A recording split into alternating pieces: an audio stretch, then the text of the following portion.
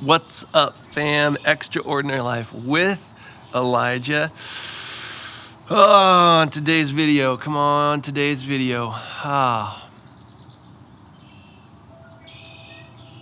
It's a good one. Yeah. Life lessons aren't always easy. But just because it's not easy doesn't mean that it's not good. So, life has been super busy for me recently.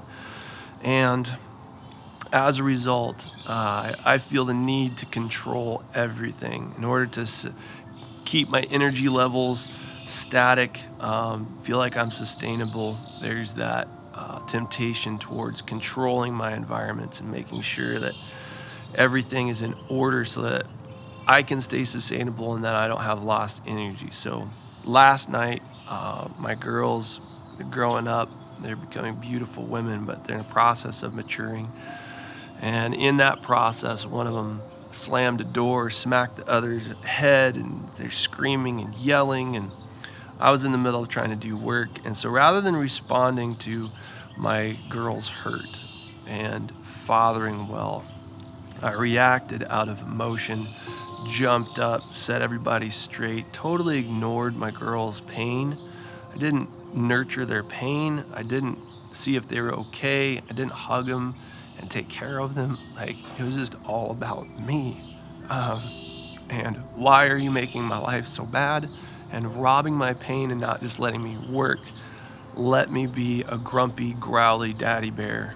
And total violation of relationship, reaction, not responding out of the person of Christ. And so in that, there is the process then of reconciliation, apologizing for wrongs. But then there's that hovering sense of shame. You're a horrible person. You're a horrible dad.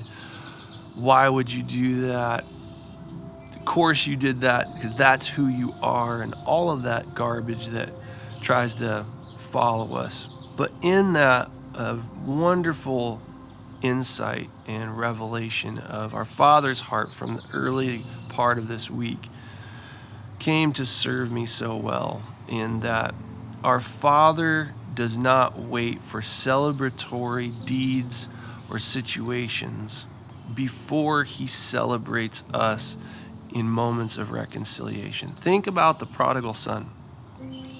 Prodigal son comes to his senses while feeding pigs, which were very unclean in Jewish culture. So he's in the midst of uncleanness and lusting after the food that unclean animal is fed, that he's feeding himself on the food that sustains unclean things. He's just filling himself with it. Not good. And in that place, he comes to his senses and says, I will return to my father, and I will tell him, I have sinned against you and against heaven. I'm no longer worthy to be called your son. Take me back into your house as a servant. When he returns to the father, it says that the father, seeing him from long ways off, cuts the gap, comes out to him while his son is still covered in uncleanness. He's got pig crap under his toenails and his fingernails. His breath probably smells like pig pods. And his father just runs out to him and embraces him and says, the son of mine was lost but is alive again. And his response, the father's response, is quick. Put robes on him, kill the fattened calf, sandal his feet, because we got to party. Out of that, what I understand is that the proper response of heaven to the confession of wrongdoing and a violation of the Father's holiness, the proper response of heaven is celebration. That's where the revelation comes in, because there wasn't anything to celebrate about the son's behavior. He had lost the family's inheritance. He had misrepresented his father. He was in pig crap up to his eyeballs, feeding himself on uncleanness and letting it power his life, lusting after the food that sustains unclean structures. And in that place, before he was even cleaned up, the father said, quick, it's time to party. And what I understand from them, from the Father now, is that celebration is not just the overflow of good feelings of things that are celebratory and good. That celebration is a manifestation of our Father's character of grace. It's not about me.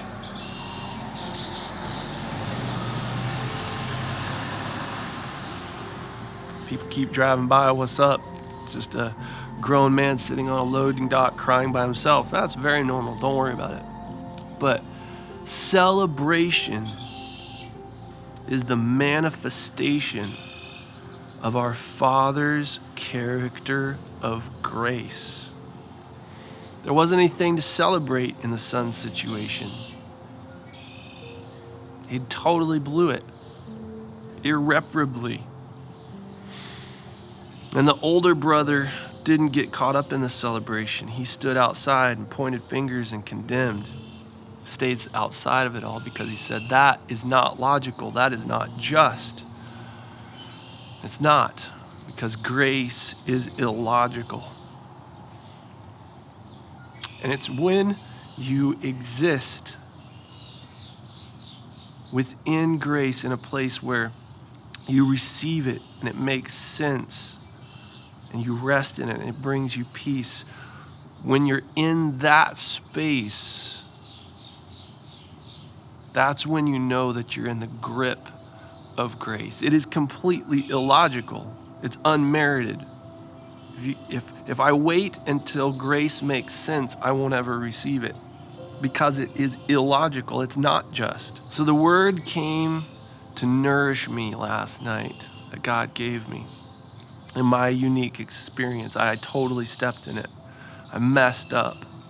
I violated the character of my Father. I didn't represent Jesus to my girls or my wife or my son. Stepped in it, blew my inheritance, misrepresented my Father. Sucks. But my Father is saying, thank you for recognizing that and confessing that to me. He says, quick, celebrate. We are going to celebrate, Elijah. No, come into the party. And so, out of my experience, what I would release to you, my brothers and sister, my family, is that in this season of massive violation of people coming to the table and saying we've been blowing it on whatever situation or spectrum of violating relationship you may fall on, and whether you are the younger brother, you're the younger sibling, we'll include all genders, you're the younger sibling and you've blown it, you totally stepped in it and you're under judgment and condemnation, or you're the older sibling out in the field pointing fingers and condemning, saying you messed up and I'm not partying with you because, man, you messed up and I'm violated and hurt and upset. Here's my invitation.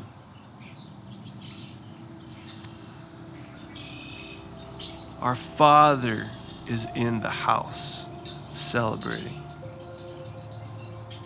And his servants, the angels who peer over the shoulders of the sons of man, longing to look into the things of heaven, should not have greater insight on what is happening in the Father's house than do the sons and daughters of heaven.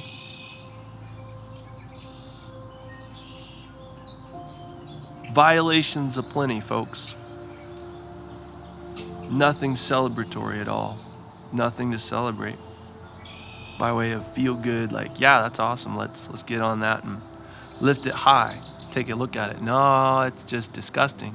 Covered in pig crap. But it's not about the situations.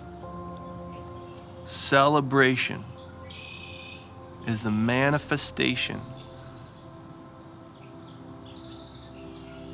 of our Father's character of grace. Celebrating reveals our Father's character of grace. I realize that's illogical. I realize it's tough. It's tough for the younger sibling to go into the party, and it's tough for the older sibling to go into the party as well.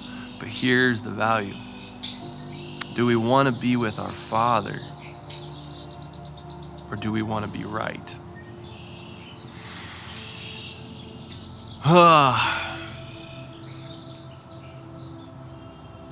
If you subscribe to what I'm doing, hit the button.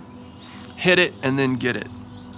Hit the bell as well so you get notified with the new content. And if you love this video, you didn't just like it, you loved it, hit the thumbs down button. I pray blessings on your day. I love you guys lots, and I will see you in the next video.